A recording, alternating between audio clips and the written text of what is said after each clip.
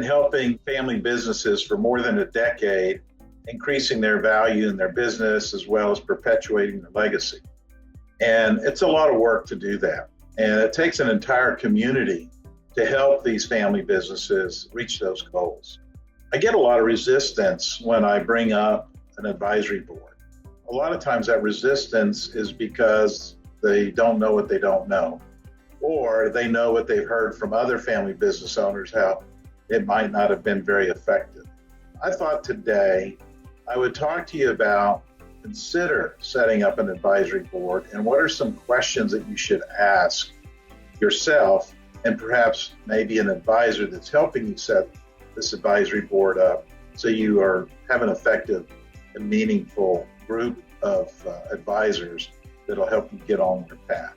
So I put this little slideshow together. These are 10 questions I believe every family business owner should ask themselves and their other trusted advisors regarding how to build an advisory board. My name's Rob Ferguson.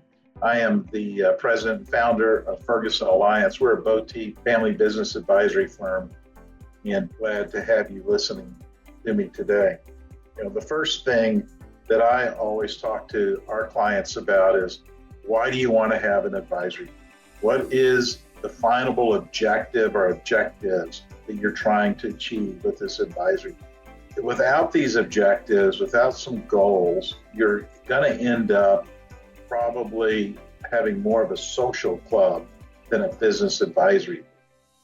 The second question that you should be looking into is, well, based on the purpose and the goals that I've set, what's the expertise and experience that I don't have in my business?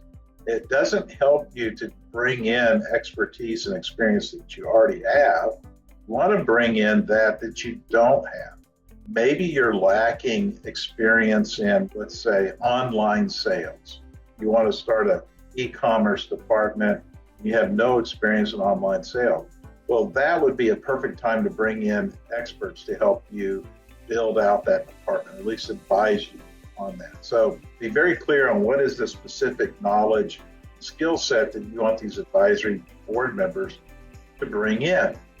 And when you're doing this and you're thinking about it, you want to make sure that you've got a good composition or a good mix between independent advisors and perhaps family business advisors. In other words, people that are in your family or on your management team. I do think having a good mix between independents and operating executives and operating family shareholders on these advisory boards can be very, very helpful. But you want to also have diverse points of views.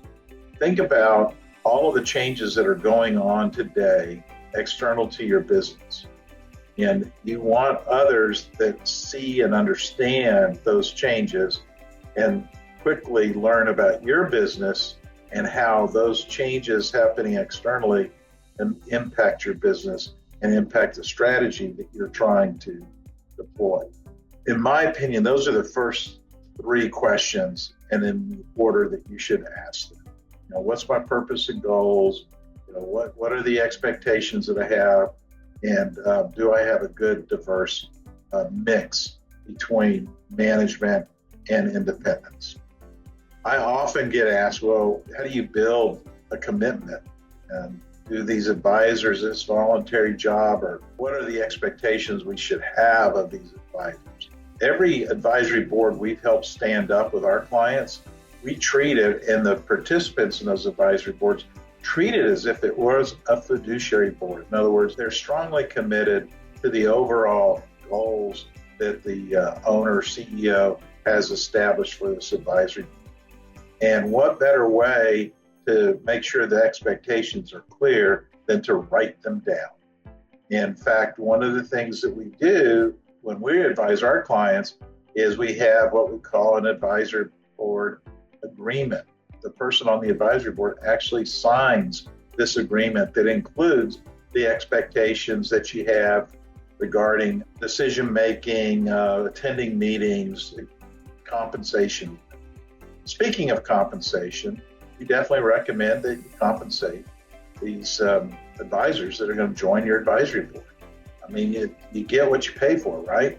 And so if you don't pay, you're probably not going to get the best advice. So not only do you want to make sure you're not inviting your friends and family on your advisory board, you want to make sure you're inviting the best experts you can.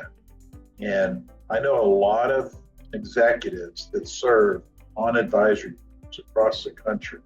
None of them are doing it for the money, but they do appreciate the money and its recognition of their value of their time. And many of these advisory boards meetings might last anywhere from 2 hours to a full day, a quarter. So it's not a huge time commitment, but I think some payment is important. You can get the best advice you can. Certainly there's other incentives that you can provide them, whether it's free product that you're manufacturing. I worked for a consumer products company. They did household cleaners, and being on that advisory board, every quarter I'd get a box of household cleaning products. So that was great. That was great fun. And it was fun for me to promote their brands. But I also got compensated for that. So I think you should be considering that as well. Another question that we get a lot is particularly from families that have never had outsiders participate in the businesses, how can I trust these individuals, and how do we keep our information confidential? Well, there's measures you can put in place to do that. Part of the agreement that every advisor signs is a non-disclosure agreement. That's in the package. The other thing too I recommend is that you hire professionals only. And sometimes that might mean you need to hire maybe an executive recruiter or a firm like us, that we have a lot of trusted advisors in our network that we can, build a slate of candidates that come in, be considered on your advisory board, but they've been vetted and they're certainly trusted. But I think non-disclosure agreements are critically important, and that expectation being known up front is very, very important. We highly recommend term limits. Our standard recommendation is 3 years, 3-year term limits. And then you can maybe put in 3-year term limits, but no more than two terms can ever be served, or 3 terms, something like that. Whatever you want to put in is fine, but what I definitely think should be part of it is that every advisor should stand up for affirmation or reaffirmation once a year.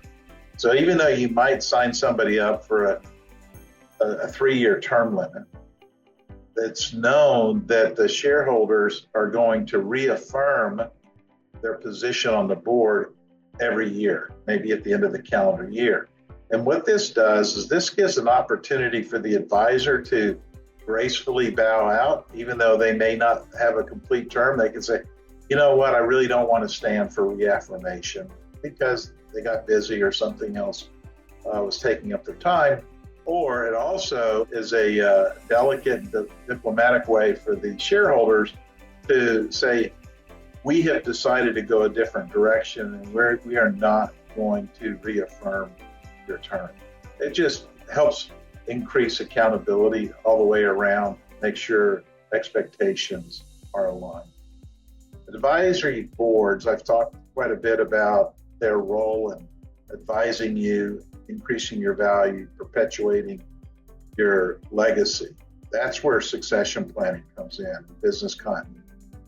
When we build continuity plans and succession plans with our clients, the advisory board is there for a couple of reasons. We put them in place, one, to mentor new executives or rising stars. Usually an advisor will have 1 or 2 executives that they mentor. And then secondly, if there is an emergency within the business, let's say the current CEO or some executive on the leadership team has a tragic event where they're disabled or perhaps die unexpectedly, you have your advisory board that's there to act as a backstop in that emergency plan. They also can oversee the long-term succession plans as well with your advisory board.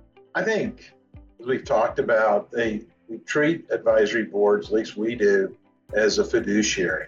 And here we got legal issues, but I like having business advisors on these advisory boards challenging management with double checking their initiatives are aligned with the industry regulations or maybe employment law. It just is so helpful to have a lot of eyes and ears looking at initiatives and actions and double checking before you actually move forward. And certainly they're very helpful advisory board members on company governance. This is a good place where an advisory board can help integrate the family business into, say, a larger family council. So you can balance the work and the personal issues and needs with the family. How do you wind these things down? Well, again, I think it should be standard that there's term limits. So you're constantly refreshing your advisory board based upon the company's needs and experiences. I know I personally have been part of an advisory board where I term limited out, but then I was asked to just for an exception to stay for another year, which I did do. But what happened is a real situation. The company was taking on a major strategic initiative that required a skill set around technology that I didn't have. I was the most tenured advisor on that board, and I'd actually overserved. So I stepped out, which allowed them to bring in another advisor with a whole different skill set than what I had or the other two independents around the board. And it just worked out really great. That's how you exit out an advisor, a board member, I should say. But to wind down the whole board, a lot of times we see that happen when the company, let's say, sells. You would wind that down, or let's say you do a transition. I'm part of a board right now where a non-family member executive is in the process of purchasing the business from the family. And we have built in a trigger that once that executive has purchased 51% or controlling interest of that business from the family, he then is able to add his own board members. He gains additional seats. So he then controls the board. Right now, the family controls the board. So there's a lot of different strategies to make that work out where it's beneficial for everybody. So those are 10 questions that you should be asking or considerations when you set up an advisory board. A lot of times you may not know, do I need a fiduciary board or do I need an advisory board? Some questions may even come, do I even need one and when's the right time? What I'd like to suggest to you is if you would go to our website, Ferguson-Alliance.com. When you get there, navigate over to our resources tab. And if you click on that resources tab, you'll see at the very top, it'll say Ultimate Guide to Family Business Prosperity. Click on that. Okay, so it's like 3 clicks. Get to our Ultimate Guide to Family Business Prosperity, and you will see a search box. And just type in advisory board in the search box. If you do that, you'll find over a dozen articles. I mean, it's very rich information, checklists, questions. Type that in, you'll get over a dozen articles that we have been writing over the last, 4 or 5 years on advisory boards, how to set them up, what are some of the common pitfalls, who makes a good advisor, who doesn't make a good advisor. I think you'll be very pleased with the information that you'll find there at Ferguson-Alliance.com. I really appreciate you spending time listening to me today. I hope you found some of this information helpful. You can reach us on our website, again, Ferguson-Alliance.com. You can go to one of our advisors and set up a meeting with them. You can also call our toll-free number. And then we're also found on LinkedIn. There's a Ferguson Alliance page on LinkedIn. And then I'm Rob Ferguson. You can connect with me on LinkedIn there as well. Thank you very much.